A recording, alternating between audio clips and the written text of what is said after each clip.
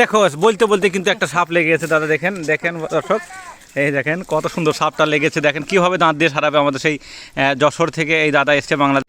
আসসালামু আলাইকুম বন্ধুরা, তো এই যে পুকুরটা দেখতে পাচ্ছেন, এই পুকুরে কিন্তু আমাদের জাল পাতা আছে। তো জালে অনেক রকমের মাছ হয়, তো আমরা আপনাদেরকে আমি দেখাবো এখানে কি কি মাছ হয়। তো এই যে যারা দেখছেন, এতে বাংলাদেশ থেকে নিয়ে এসেছি, কিন্তু জালে অত্যাধিক সাপ লাগে, এই জন্য আমরা সাপ ছাড়াতে পারি না।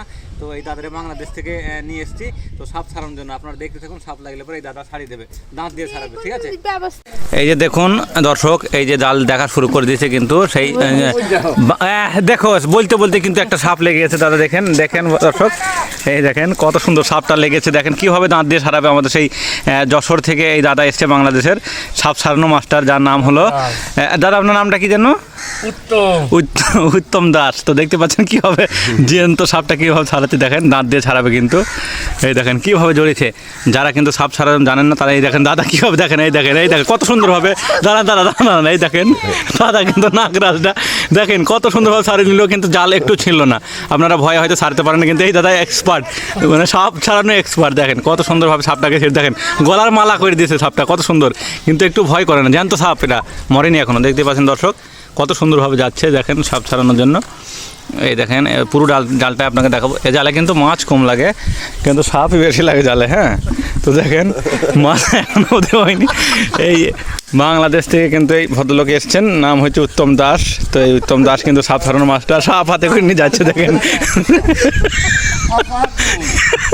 দেখেন মাছ কিন্তু জালে হয় না, তো জালে কিন্তু দর্শক কিন্তু সাপই হয়। দেখেন সাপটা কীভাবে ধরে নিয়ে যাচ্ছে, কিন্তু দেখেন এই দেখেন দাদা, একটু সাপটাকে তুলে ধরেন তো দাদা।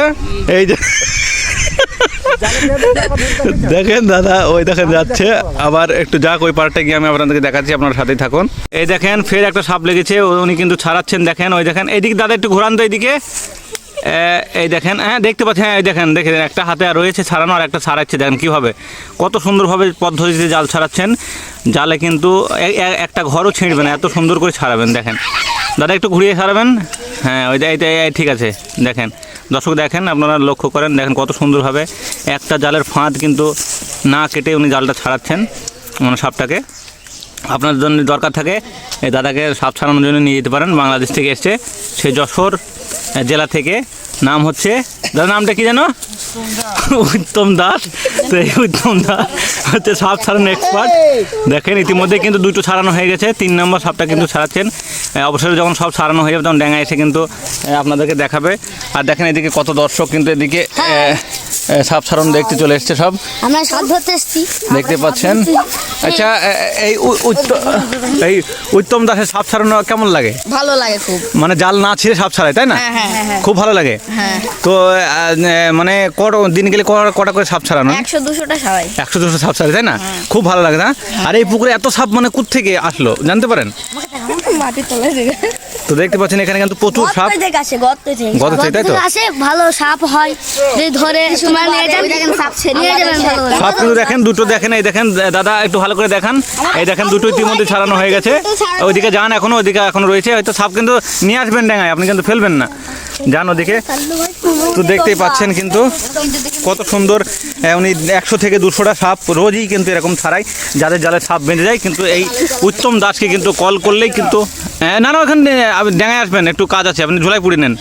তো দেখেন এই উত্তম দাস কিন্তু প্রতিটা মানুষের প্রতিদিন এরকম জালে সাপ লাগলে কিন্তু বিনা ঘর কেটে, জালের ঘর বিনা মানে কোনো রকম একটা ঘর না কেটেই কিন্তু এই উত্তম দাস কিন্তু সাপ সুন্দরভাবে ছাড়াতে পারে। তাই বলছি, যদি আপনাদের দরকার পড়ে এই দাদাকে কিন্তু অবশ্যই কল করে নিতে পারেন, বিনা পয়সায় বিনা পরিশ্রমে আপনাদেরকে সাপ ছাড়িয়ে দিয়ে আসবে সুন্দরভাবে, জাল কিন্তু ছিঁড়বে না। আমরা কিন্তু নদী নালাতে জাল পাততে গেলে রোজই কিন্তু সাপ লাগে, আর আমরা জাল কিন্তু কেটে ফেলাই বা ছিঁড়ে ফেলাই, কিন্তু এই দাদা থাকতে আর কোনো চিন্তা নেই সেসব মানুষদের। এই দাদা কিন্তু সাপ সুন্দরভাবে একবারে মানে চামড়া ছাড়ানো করে ছেড়িয়ে সুন্দরভাবে কিন্তু জালটা না ছেড়েই কিন্তু আনতে পারে। তো এবারে উঠে আসবেন, দেখা আপনাদের ভালো মতন আমি দেখিয়ে দেবো সাপটা কেমন করে মানে ছেড়িয়েছে, একটু কিছু না করে।